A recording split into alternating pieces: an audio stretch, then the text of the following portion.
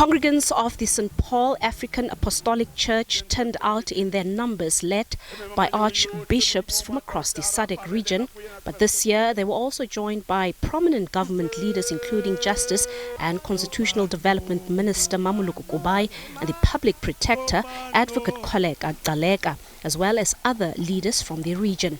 Addressing the congregation, Kubayi, who also chairs the Interministerial Committee on Migration, says the role of churches is vital in helping government address some of the challenges society is facing.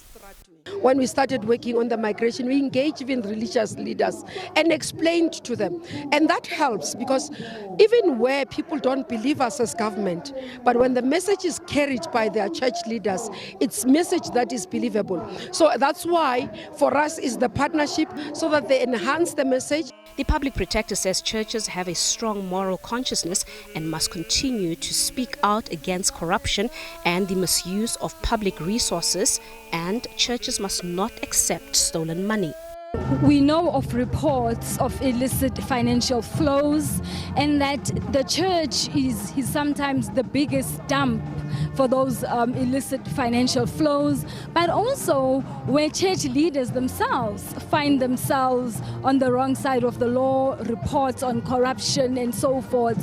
So the church, like it did before in fighting for social justice, I think all the time reflection is also important. And I spoke about leading from the front, and that's where the church also has to take that leadership by ensuring that the church does not become a fountain for dumping of illicit financial flows.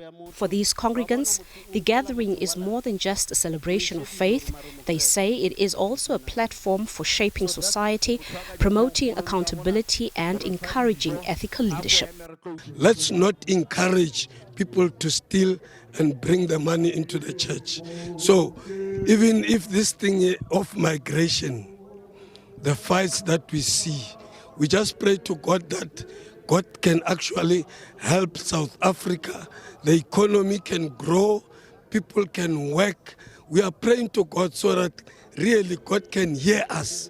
The congregation was also addressed by former Nelson Mandela Foundation spokesperson and security expert Andy Mashaile, as well as former Prime Ministers of Lesotho. They also called for strong African leadership that places the dignity and well-being of people at the center. Patricia Fasahi, SABC News in Soweto.